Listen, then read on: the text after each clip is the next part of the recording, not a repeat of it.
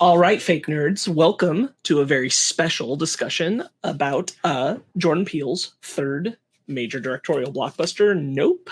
I am joined with my good friend Ryan Eliopoulos. Hello, it's me. I'm not nope about this movie. And I am Sparkz, and we got the chance to see Nope, and we wanted to make sure we got a little discussion out about it. Unfortunately, Brandon and Ben have not made it out to the theaters to get to see this one yet, so we're just going to do it just the two of us today. But I'm super excited to get into it because I really enjoyed this movie.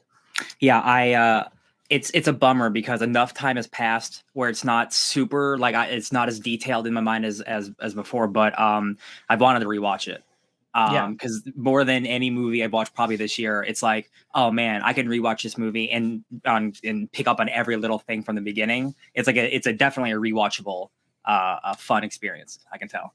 Yeah, I would agree. I think where I'll start is I'm so pleased that the trailers didn't overshow. We were definitely nervous with that second one that it would have, and I don't feel like it did at all. No, now I've seen the final product. Yeah, definitely Keith David. He's in the movie as much as he is in the trailer, which is fun, which is good. Right. He's kind of just an inciting incident of the old nickel in the eye. Don't you hate when that happens? Yeah. It's got that really tough opening start. I mean, like I think I'll get right into it directly, which is that I'm so pleased that the marketing did not give away what it actually is, what the ship is, which at this point, like, don't be here if you don't want spoilers, because we're going into it.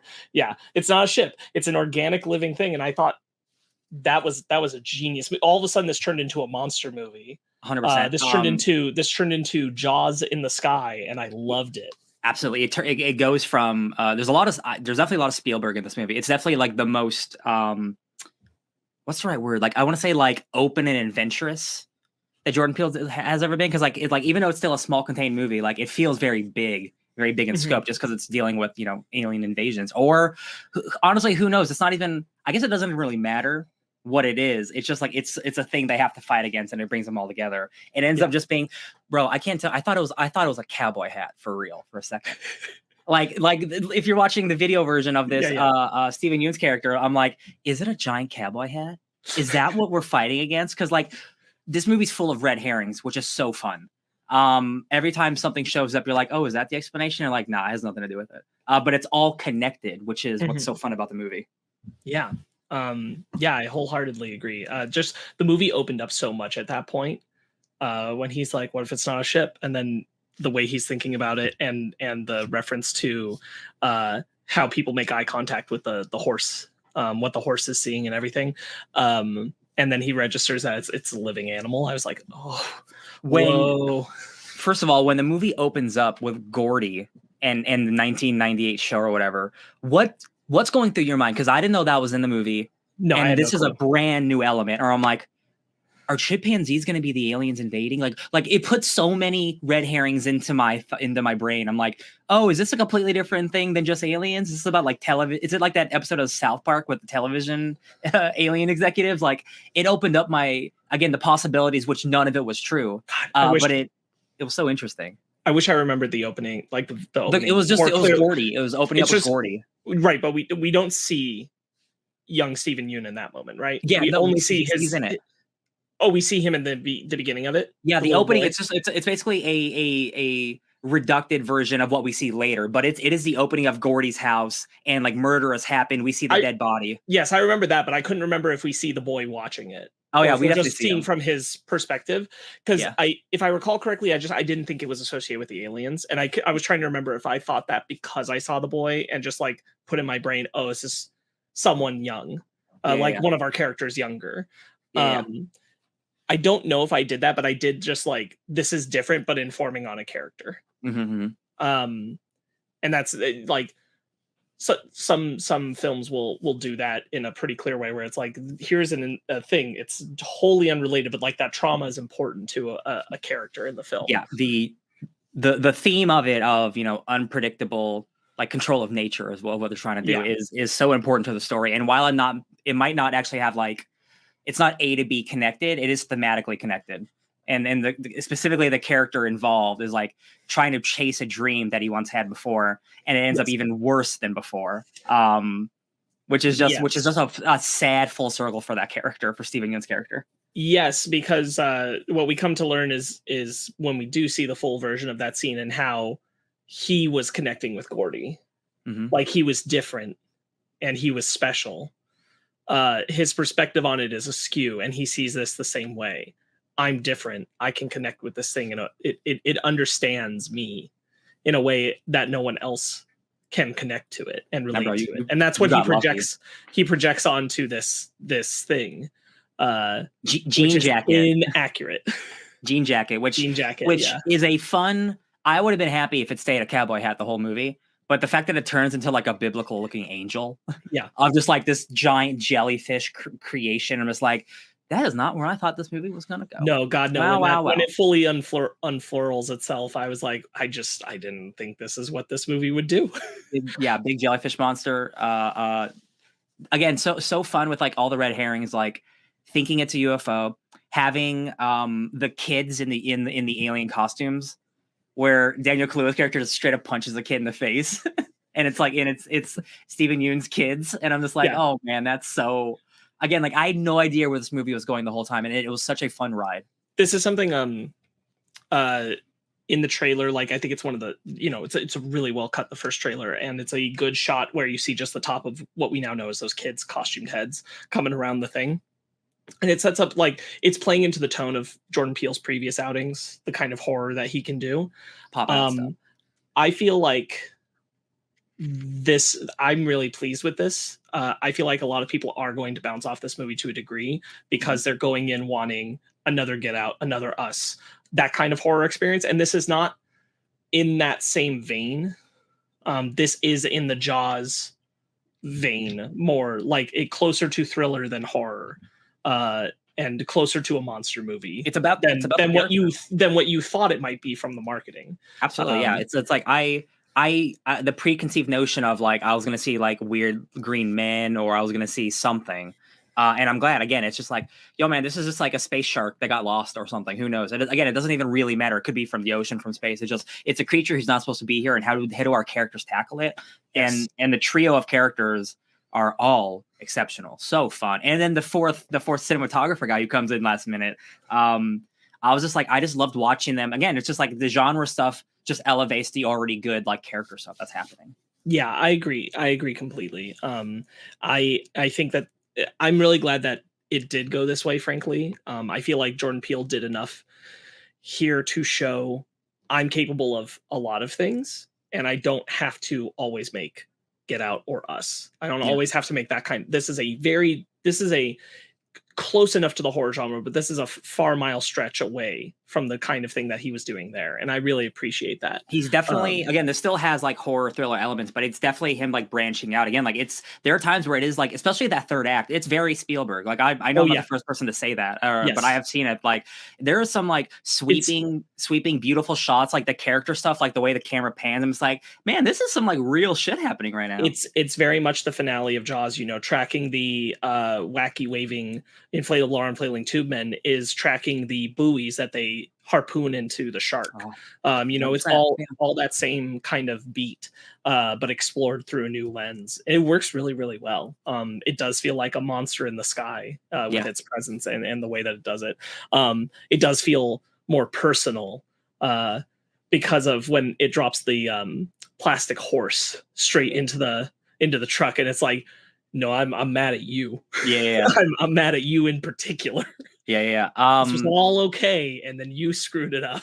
And it's so fun that again, like it almost feels like a Star Trek or like a Twilight Zone episode where like this giant being, it's just a scared animal, and it's just like you don't look a bear in the eyes, right? Like you don't face on a bear or a shark, and it's just like them using everything they learned from Hollywood and like wrangling horses and using horses to fight an extraterrestrial monster. It's just like beautiful small filmmaking on a big scale. Like it is, again, like it feels so Spielberg, and like I love it. Like the character work is so fun. Like Keke Palmer is like, she's like, I like Daniel Kaluuya, he's really good, but like, man, Keke Palmer is just so full of energy. And like she is such a star, and like her character is that same way where she's like, I need the spotlight, like even though I don't want to do all the work, I'm here for the fame. She wants the Oprah shot. And the character stuff between them and Angel, the tech guy, like it all flows and the chemistry is so good. Yeah, I think I was really happy to see Keke Palmer here because having recently watched the third season of the MTV Scream series where she's featured prominently, and it's just not a good work for her. And I am not blaming her. I don't think she's directed or written well as a character for that. And it's just not a good showing. And that was one of my most recent experiences, aside from Lightyear, where she was a talented voice actor, of watching her on screen. So having this, I'm like, yes, right. This is far more like giving her something to do and something to show. Daniel Kaluuya also fantastic in this. I think he does such a good job with doing very little. He's a very subtle actor. He does. I mean, just like Get Out, like he does so much with his eyes. Even just the subtlest like little switch. I'm like, oh, I know what you're feeling, man. You really didn't change much, but I can tell because like you have so much on the inside. Yeah. And he puts a lot behind being reserved. And the thing is, like, he's done more than this, but looking just between like this and Black Panther and Get Out, he has his own way of going about characters and like his strengths with it, and a lot of it is this reserved quietness, but it's not the same. These three characters do not feel the same, and especially him coming back here with Jordan Peele. Jordan Peele, I think, has said that Daniel Kaluuya to him is his Robert De Niro for his Martin Scorsese. And so we'll see more of him working with Peele in the future, and I think that's really nice. He's able to diversify his performance just right. Just put enough behind it. This movie in some ways lives and dies on Keke Palmer and Daniel Kaluuya's performances. And they're such different performances too. One's very reserved and one's very loud, and they balance each other out pretty well. Yeah, I think Jordan Peele does a really good job of maintaining a small cast. Because honestly, like Get Out probably has the largest cast of these three films. And you just kind of get smaller and smaller from Get Out to Us to this. And I think the more time he spends with a smaller amount of people, he really knows how to flesh out these characters. Not that like Get Out is messy with its characters or anything, but he excels at utilizing small casts. Yeah, it is interesting. Like most directors always just get bigger in scale, and that includes people. Whereas this is like, it might be his biggest in quote unquote scope, but it's still like there's literally 3-4 people at max like in the cast. And I'm like, that is he likes. It's so funny. Like these guys who come from comedy and they end up doing like drama or horror, like being in skits, like you have to know character shit. And like there's no different than being a dramatic actor. That's all still working in character. It's so impressive to see. A decade ago, he was being dumb, making Key and Peele skits. I mean, dumb in a fun way, you know what I mean? And now he is like one of the most acclaimed like genre directors around. It's just like it's so impressive when people can make these leaps and like they're so successful at it. Yeah. And again, like it just encourages me more because I'm like, I am hopeful that going forward, not that I have a problem if Jordan Peele keeps making like horror or horror adjacent projects, but the notion that he's like, I can do other things as well. And I feel like he wants to push that stretch, and he wants that stretch to be clear here. I feel like this movie was marketed for the audience that knew his name, knew Get Out, knew Us, wanted to see that kind of experience again. And it's different. And I hope that it's just the right amount different where most people have seemed to respond to it pretty well. I do know there are some naysayers who just like, this wasn't the movie they were going there for.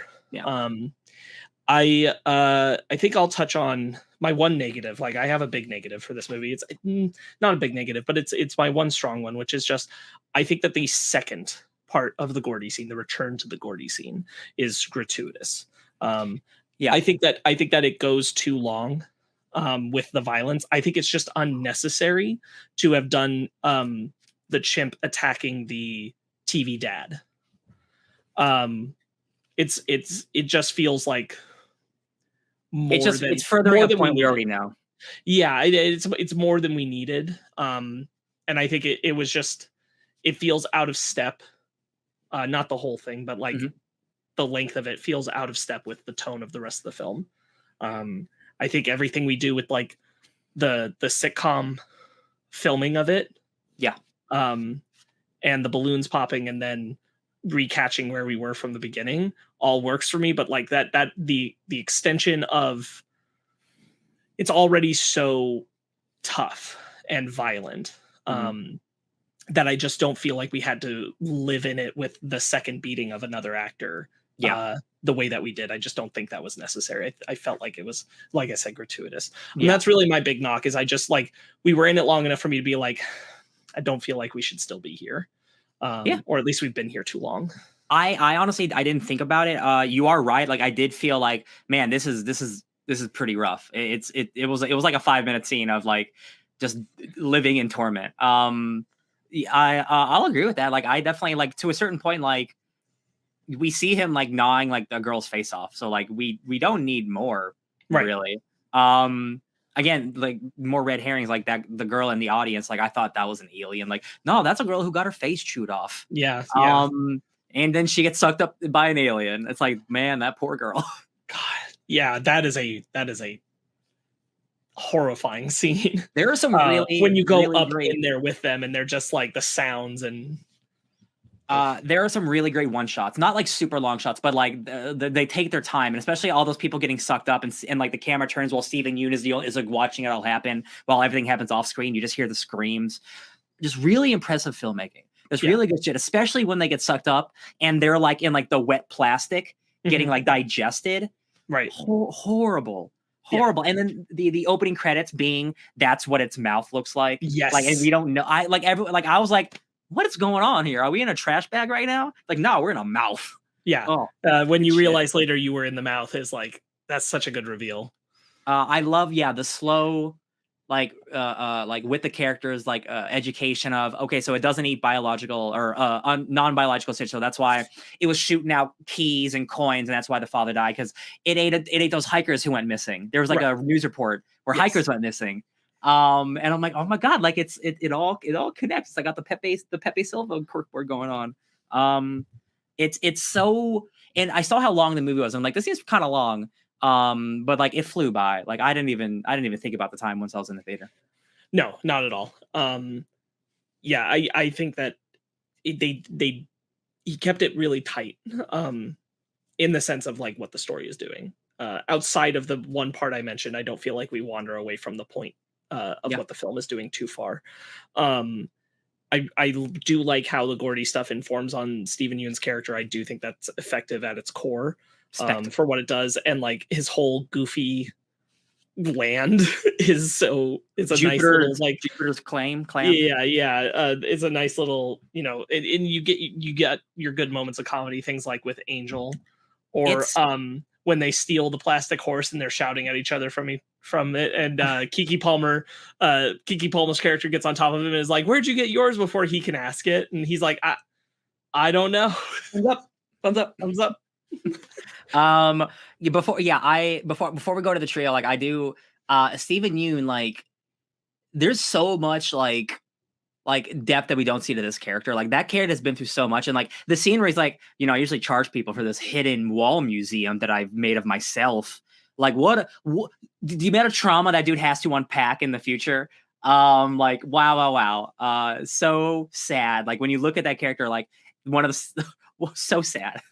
Right. But it's also like, because his concept of it is so complex, because we get that like moment where he was reaching for Gordy, and that's the whole thing that makes him think I can do it better this time. God, that Gordy scene, that second one, like besides like the violence, like the slow creep of Gordy coming up to him. Yeah. And like the slow, like that was some real tense shit. Like that was where the movie was like, I know he survives, but I still don't know what's gonna happen. Like it's horrifying. It's good filmmaking. Yeah, it is. It's really good. And then because we saw him earlier in the film when he like briefly flashes back, and it's just him with the blood on his face. Yeah. While he's sitting there and talking to them. And so we knew that was coming because when we're watching the flashback scene extended later, he doesn't have the blood on his face still when Gordy's reaching for him. And so I was like, Gordy's gonna get shot right in front of him. That's what's gonna happen. Yeah. I knew for sure. I was like, that's Gordy's blood that got on him.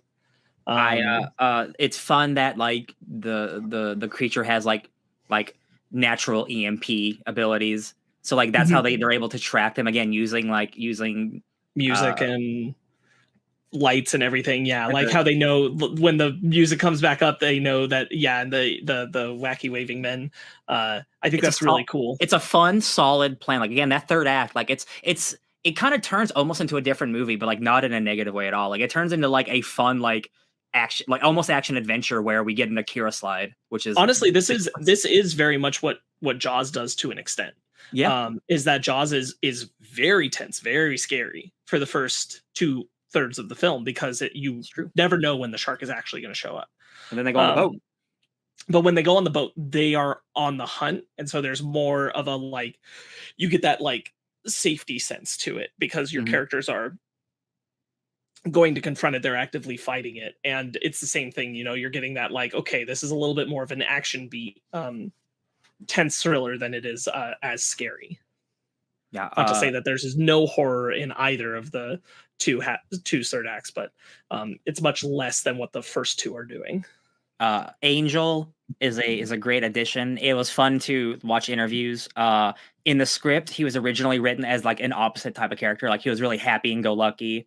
And the actor, his name is, I have it right here, Brandon Pereira. He brought like, hey, I have an idea for this character, and Jordan Peele's like, no, I like it. We're gonna do that. And they rewrote the script to fit his character. And I love his like, yo, man, I work at a shitty job. And like, you found aliens? What? This is my life dream now. This is my goal more than even you guys. He's spying on him and shit. Like, I thought it was fantastic. Yeah. And it's like, why are you looking through this camera? Yeah, there's a mantis. Can you go get it out of there? Yeah, I thought Angel turned out to be, I was worried about him being too annoying at first. Yeah. But I think he plays pretty well in the space. God, the end where he just ties himself up in the barbed wire to not get sucked up. Ooh, that was no thank you. We never even really get a clear answer on if he survived or not. Like it seems like he did, but like he fell from pretty high up and rolled with the barbed wire. Like we just don't see him again after that. I assume he did, mangled in a way, but the movie just kind of ends, right? Like after we see OJ, it kind of just like ends, right?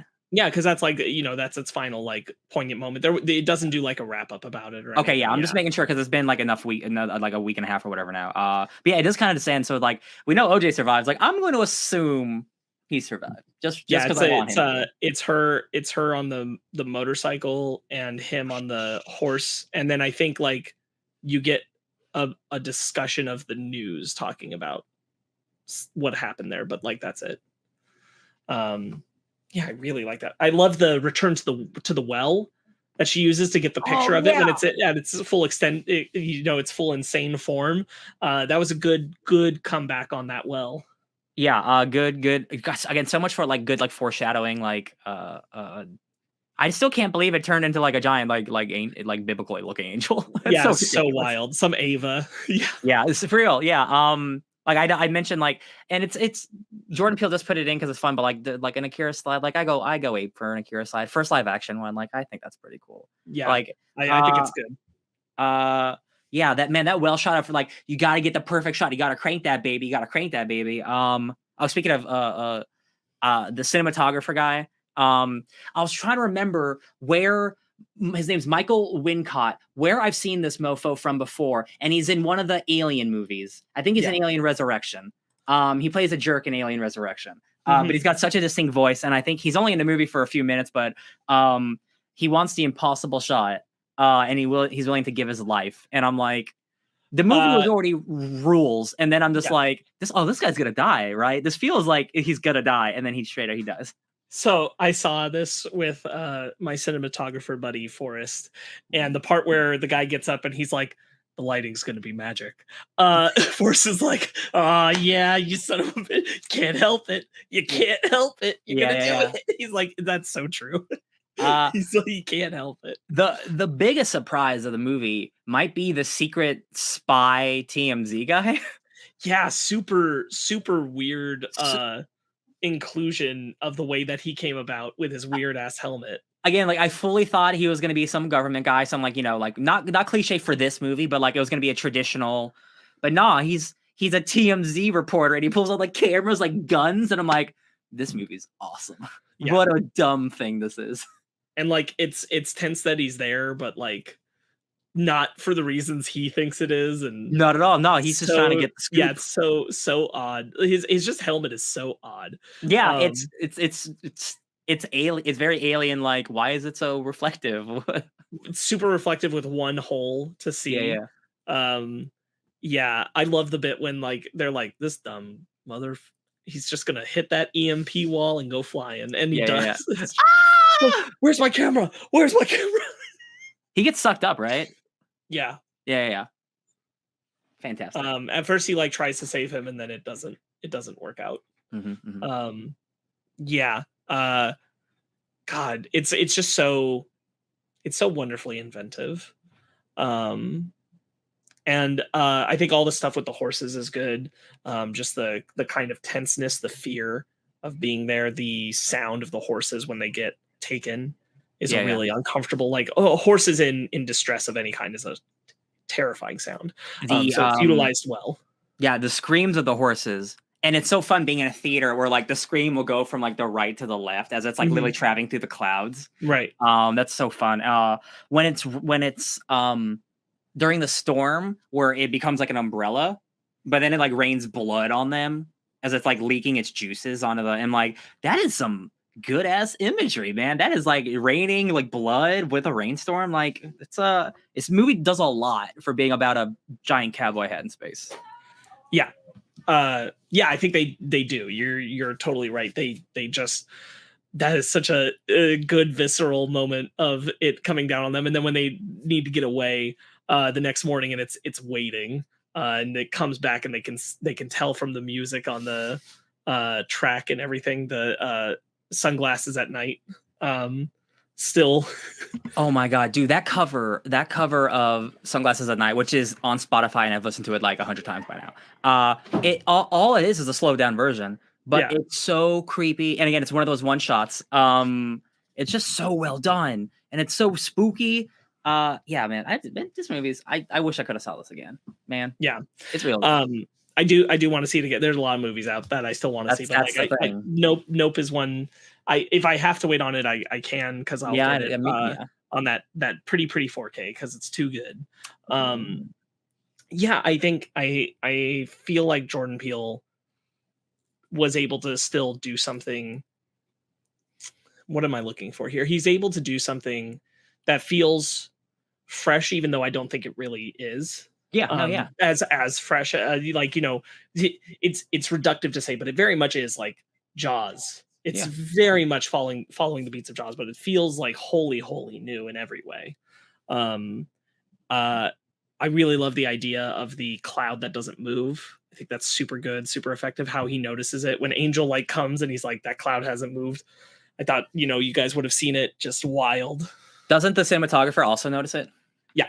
Yeah, that is a fun like reoccurring thing of like, shit's weird here.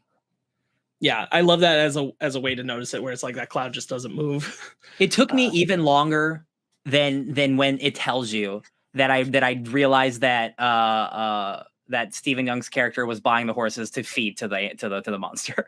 It took me until after the abduction scene happened with all the people, and I'm like, oh, and he's like, can I buy those horses back at the beginning? He's like, yeah, we'll talk about it. Like, those are dead horses now. Those like, horses are gone. It all hit me at once in like the third act, and I'm like, oh yeah, this is awful. He does a good job, I think, of also like catching kind of the personal tragedy of like just the ranch not doing the business that it should. Kind of a mistreatment of just like a fundamental misunderstanding in Hollywood of like safety protocols with horses, like the way he does the shows like what the green screen CGI version of the horse is, where it's going to be and what they're going to do instead of having a real horse, and how much lamer that is, because they just can't, they won't do the work. They won't work with them to do the safety protocols or to listen to what they have to say, which I feel like comes from at least an amount of personal experience. It's funny to see like a CGI, a green horse, just a green mechanical horse that's like, here's the stand-in, we'll just CGI it in later, because we don't want to deal with that. Which again, I mean, after Gordy in this universe, like, I get it. Yeah, sure. I fully thought like the horse was going to break someone's neck in that scene, and that was going to be the inciting incident of like them getting fired. But it's just they still got fired anyway. Yeah, like the Gordy violence, I do think like sets you up for a connection of like the violence that happens on a set kind of thing. But I think all the more it's like the lesson is not necessarily like that it's too dangerous to have wildlife there. It's just you have to respect the people who know a thing or two about what these animals need. And that's the whole thing is that he knows they're not doing what he's asking them to do. They're not respecting it. Gordy only loses it because the balloons pop. And anyone who would have been like properly thinking about that would have said, don't have balloons on the set. Yeah. Like they'll if one pops, it'll set them off and freak them out. Obviously that's taken to an extreme, but it does feel like an amount of respect the people that are there to know what they're doing with their job. And these things wouldn't happen. I really like that angle on just the family and the ranch and what they're trying to do in Hollywood and how they're being set aside. And that's where we get our cinematographer guy who just does not give a shit about whatever commercial he was filming or whatever it was. It's I love that. He's like, how did you get my number? I got it from the call sheet. I just watched what was it? Dead Meat has a podcast, and they talked about Nope.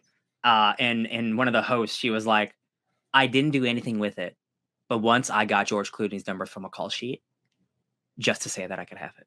I don't even know if the number works anymore, but like it was there and I took it. So he's in my phone. And I thought that was really funny that like, damn, they just putting up people's numbers out there like, just like that. That's crazy. That is true. Like when you have a call sheet, the call sheet has to have everyone's contact information for safety purposes on it. And that includes like all levels of the set. Yep. People and PAs and everything. That's pretty funny though. Like just to have it there in my phone, say, got it right there.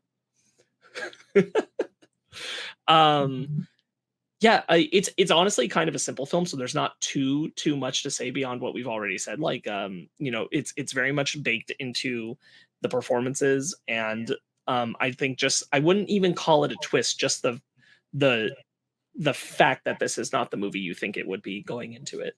I would say it's definitely not a twist movie because the marketing, like in the current age we're in, like this is the third Jordan Peele movie where there's always some crazy wacky thing that happens in his movies. Like in like 10 years, if somebody just watches this movie, it is going to be Jaws in space. It's just it is going to be that really, really good version of that. Yeah, and I say like I don't think it should be classified as a twist because I don't think it plays in the film like a twist. I feel like it plays like a reveal, which is not the same thing. Absolutely, yeah.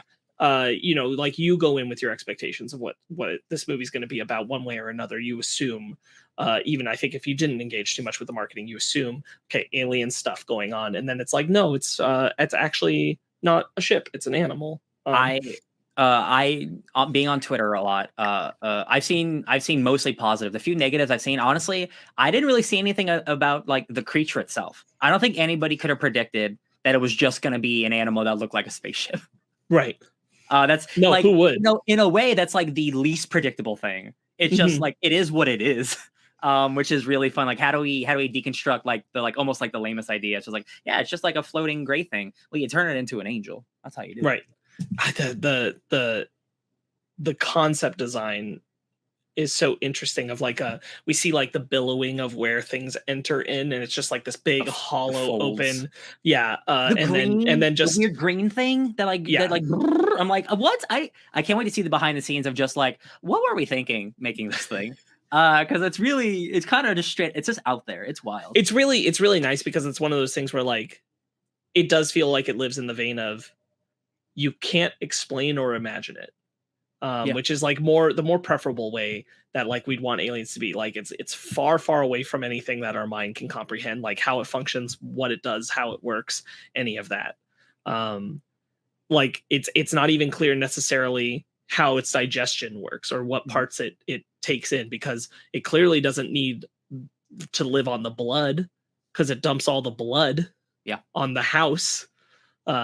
So I think it's just a good execution of like you can't even begin to explain like how this thing functions or what it does. Or it's trolls. They're actually what's Shrek? A troll? What is he? An ogre. That's the original ogre because they eat bones. They grind their bones for dust. Oh, I thought you were gonna say because it unfolds like an onion. Oh, it's got layers. For real, I remember in the theater, I saw this movie. The last two movies I've seen in theaters were The Black Phone and Nope, and those are both almost like those are horror movies, and I watched them at like 9:30 in the morning. So it was like an empty theater, but I'm just like, my mouth is open watching this jellyfish become real. I'm just like, how much more of this is this movie gonna like impress me? Like, it's so crazy. Yeah. I do think they do a good job of like the trying to divert its attention standoff that's kind of going on. Like they're both kind of trying to give themselves up for the other. Yeah. And neither will let them do that. Yeah, exactly. I think that pays off really well. Yeah. It was emotional. Yeah, just good character. Yeah, because of the story we get earlier about when he looked back at her. Cool, like actually in tone like film history stuff. Like they were training the horse for Scorpion King. They ended up not using them, use camels instead. Yeah. Just all kinds of fun little nods into that industry that I thought were really cool. Yeah. I really love the goofy Jupiter's Claim land. I think it's so silly. I think the other thing I kind of wanted was like, I didn't need it, and I think the film's perfectly good without it. But I am curious of like, Steven Yeun's pretty early on takes a big swing by letting his kids go there in the alien costumes, because he's playing his hand of like, he knows they know something's up. Like they are put off by the appearance of something alien. Yes. He knows that gets to them. He is obviously thinking of it as a ship with aliens inside of it. He has no idea what it really is. That's why he's selling that merchandise, has them dressed up and all that kind of stuff. But like, it's just interesting that he plays his hand like that, and like, they never really do any confrontation between the characters about that. They don't dive into that at all. Yeah, and I do agree. Like, I don't think it's needed for the movie, but I would like more, like after the fact or something. Yeah. I didn't catch this in my viewing, but I saw online those alien dolls that they're selling, they're repurposed Gordy animal things with just the head taken off, because it's a brown gorilla body, right? Yeah, like an owl face. And I'm like, man, that's again, it's the little things, little details. That's so smart. Wow, that's so good. Jeez. Good job, Jordan. You did it. Yeah, that's funny. Good use of that. Oh, that scene, I didn't think about that at all. That scene itself, real spooky, where the kids just like popping their heads out slowly. Yes, yeah. Really, really tense. And then again, like, I always find it funny when a kid gets punched in the face. Sorry, that's just the person I am. It's Always Sunny trained me this way. But a kid is getting popped like, whoa, I'm not an alien. Love it. Yeah, you have the first one, right? Which is, it's like crouched down and it takes you a moment to see it before the other one appears. Oh, it's like in the darkness. Yeah. And it's in the dark. And so when it stood, like, I felt Forrest next to me go, yeah. Because that's when that's where, if you've watched Jordan Peele's movies, you are in that vein where you're like, oh boy, here we go. Starting. And it's total misdirect, not with the movie's actually doing. It's way, way bigger, literally, than what you are visualizing. Yeah, I'm still like, the things that I think about most, like, since I've seen this movie, are those people just sliding in the digestive tract, and just like getting jammed into each other, like, and just like the screams, and it's like when it's raining on them, like the people screaming as it rains, because like they're being like processed or whatever. Just like, it might not be the most horror movie centric, but it's still got some spooks in it. That you're hearing the sounds of things dying inside of it as it moves around, and like, at first, you think like it's its own weird sounds that it's making, or that it's like regenerating what they do, but it's just those things being digested. It's like it's a giant stomach. Horrifying. Just so horrifying. Like them being digested, because you see like you see the plastic horse in there like melting. I'm just like, oh man, they're all just melting right now. That's horrible. Yeah. I like the idea of the flags. They know the flags will throw it off. If anything, if the flags are attached, it's not going to like it. They use that really, really well, I think. It's again, like the cloud not moving thing, just having like the strand, just like, what's going on? That was really good. That was a good visual. That's something in your teeth, man. Yeah. Yeah, just a lot of good moments. Yeah, I like the use of when they do the nope, or just like nope is implied by the actions of the character. Just There's like when he looks I'll, out the window of the car and looks I'll straight tell up. you He's what, like, there "No." were I expected a nope. There are more nopes in this movie than I expected, and that's not a bad thing. We got Yeah. an immediate nope in Gordy. We get a couple nopes from Daniel. We get a nope from Kiki Palmer. I'm like, yeah, all right, your nope quota is pretty high. Okay. Yeah. An interesting title for this film, but it worked. It worked really well. Yeah. Every time now, and now that I saw it, every time that someone says the title of Don't Look Up, I think of this movie. Oh yeah. Which is really funny to me, because like I immediately go to the what this poster is doing to the concept of it. Nope. But I think Nope is just a good title for this one. Yeah, I hope Jordan Peele continues his minimal titled movies. Next one's just like no way, I'm Jose. good. Yeah, I think back to like the second trailer, and I know like for me what the shot that made me nervous, like I feel like there's still more, but like the shot that made me nervous, maybe we saw too much, was the shot where the ship, not the ship, is coming down behind him Absolutely. while he's on the horse.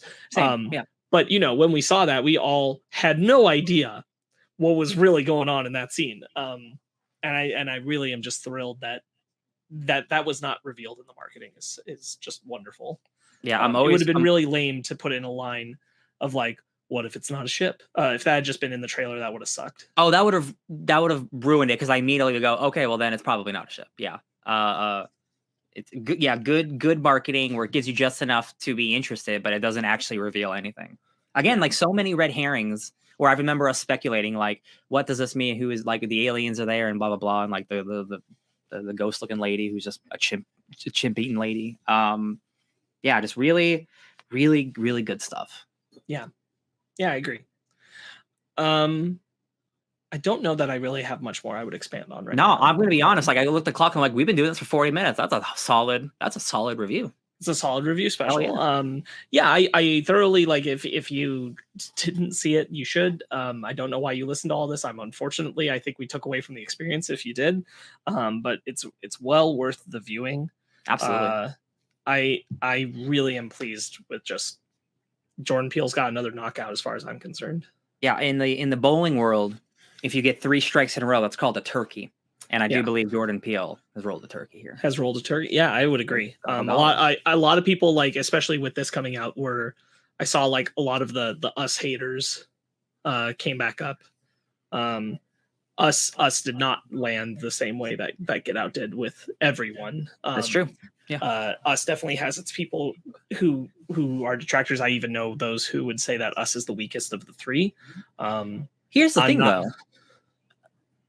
The weakest of his 3 movies is still like a good movie. So like, right, and like but I mean, like, just flat out not enjoying Us, or not agreeing with like what it was going for by the end. I will say that is like of his 3 movies, like I definitely could see why people don't like the direction that movie takes. I just think it's a cool direction. Like, but I get it. I get for that one specifically. For sure. But I think this is I'm just so pleased that I didn't think that Jordan Peele was going to go this way, but it's so easy when directors are starting out in their careers and they have such a major success to kind of like capture that same lightning in a bottle again and again, keep going for that. So they stick to what they're already doing and kind of like not necessarily repeating the same film, but definitely repeating like the same broad strokes of what was working. And this just is, I wouldn't sit this next to Get Out in terms of what the movies are doing. They have their Jordan Peele flavor, but they are very different films. And honestly, in my opinion, like, Get Out is truly in the horror genre. This is much further away. This definitely is more like Close Encounters of the Third Kind. Yeah. Because that movie does have like its scary elements with the aliens. And then like the third act, it's like, even though it's an antagonistic monster, even though like I wouldn't even call it the villain of a movie, it's just an animal, right? Yeah. But like the aliens, you don't know their thought process until the end, where it's like, no, we're actually cool. Yeah, it's full blown creature feature. Yeah. I'm looking at Jordan Peele's next if he's announced he's directing anything next. And right now it says he doesn't have anything planned. But that's also like maybe just unannounced stuff. But I'm just like, he's again 3 for 3. He has a movie like every couple years. Maybe I'm maybe so after excited for whatever his next, because he produces a lot of stuff too. But like I'm excited like for Nia DaCosta's Candyman. He helped produce. absolutely, that movie also rules. Yeah, incredible film. Which is great. Like Jordan Peele has also done a great job of using his success to elevate other fantastic artists. Twilight. Like Oh, he's Nia DaCosta. Twilight Zone. Yeah, and did the hosting on Twilight Zone. Yeah. I really hope that like down the road, one of the projects we finally get like with his continued success is that damn Disney Gargoyles film that he wants to make. Man, that's a dream. He's sitting right there like, I want to make it. Yeah. Man. And Disney still hasn't like officially said no. They've just tried to offer him different things because they don't want to turn him down, but they also want him to do something else. I'm so curious like what he'll do next. Like I'm curious like after 3, even though this isn't a full horror movie, like he's made 3 movies that are horror identified. So I'm really curious if he's going to try to do something else, if he's going to try to take more like the, almost like action adventure route that this movie took in the 3rd act. I'd be really curious if like, again, like not every small director needs to go to the big projects, but I'm curious where he will eventually land in the Marvel DC big making movies, even if it's something like a Dune, like a big a property thing. I'm curious where he'll land with his sensibilities, because he's super choosy, which is why he hasn't done any of those things yet. I have a hard time. He could do whatever he wanted. I have a hard time imagining that like there's big tentpole IP that speaks to him besides Gargoyles. But like that's arguably that's not even big tentpole. That's IP, but is it big tentpole? That's the whole thing. Is Disney has no faith that it would be. But you can't make that for cheap though. That's going to be an expensive movie. No, absolutely. I'm not trying to say that it isn't, but like I don't think he's appealed to the things that are already huge. Or have expectations attached to them of what they're going to be like we just talked about, how much he excels with small casts. Like I don't ever expect to see him make an Avengers film. Way too many people in it. He could make something like he could make something on the level of like Ant-Man. That could happen. I just don't know if it feels like something like even then we don't really know what that Gargoyles movie would be like. He's obviously adapting it off of his enjoyment of the cartoon, but he is adapting it like it would be his own take on it.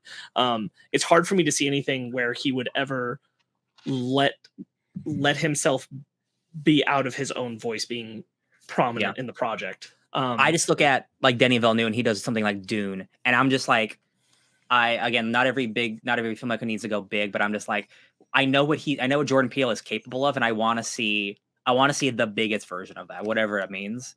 Because I know he's got it, and like I just like big movies. Not that small movies are bad, you know what I mean? The other thing, and like it's no knock, is that like it has to be a project where he's allowed to cast non-white leads, because he has no interest in having white leads absolutely in his movies, which is a-okay. Someone has to take that stance. I'm totally happy if it's Jordan Peele. So yeah, it'll be interesting to see where his career goes from here. But I think the most encouraging thing is that this film has overall been received very well, and it does show that like the diversification of what he can do is very present. Excuse me. Yeah, definitely. This is not the movie I thought it was going to be in a very positive way. It's showing that like he's not only becoming more comfortable as a filmmaker, but he's now like branching out from his go-to, which is just so fun. And like while it's still being a small movie, like the scale is big with big jellyfish monsters. Right. This is basically like almost like a kaiju movie.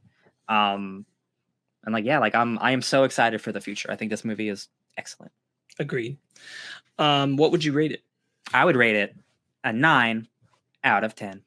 I agree with you. I would 100% give this a 9. That's exactly where I live with this. Good year for movies. Hot. Really good. Dog. Yeah, really good. That top 10 just getting tougher and tougher. Every couple weeks, something's like, well, that's a top 10 right there. That's a top 10. Like, how big is my top 10? Come on, guys. Yeah. It's gonna have to get really choosy. There's just a lot of good content this year. Great. Okay, cool. That was a lot of fun. I'm glad we got to do this. Highly recommend Nope. If you're here and you hadn't seen it, go see it. And if you did see it, thanks for watching. Tell us how you feel about it. Yeah. Were we wrong about things? Were we right about things? How did you feel about Gordy? Isn't he cute? I do find it so funny, the sitcom filming bit before the Gordy incident occurs, is that you don't see Gordy in camera with any of the stars. And I'm like, he literally could have just not been there that day, guys.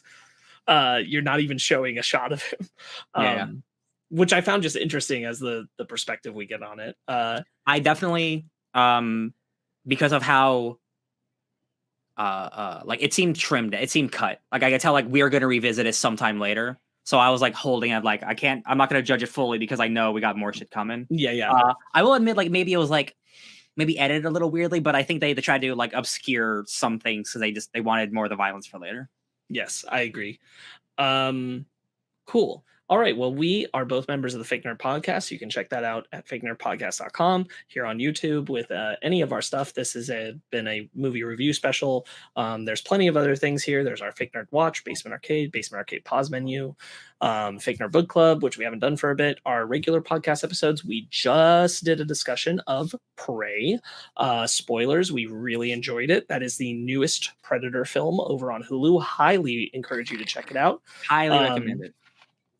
So go check that out and then check out our discussion on it. We also recently discussed Paper Girls, and in the near future we're discussing Sandman and Umbrella Academy and Night Shift. All those things are on our horizon, so check all that out. And you can follow us at any of those places and follow our fellow co-hosts at those locations that are linked through Fake Nerd Podcast and all its affiliated locations. I am Sparkz Witty. You can find me trying not to look at the thing directly in the sky at Sparkz Witty on Instagram and Twitter, SPRKZ Witty. And Ryan? You can find me always looking for the impossible shot at DJ Tony Snark 616. All right. And so until next time that we get to talk to you, stay fake nerds. Nope.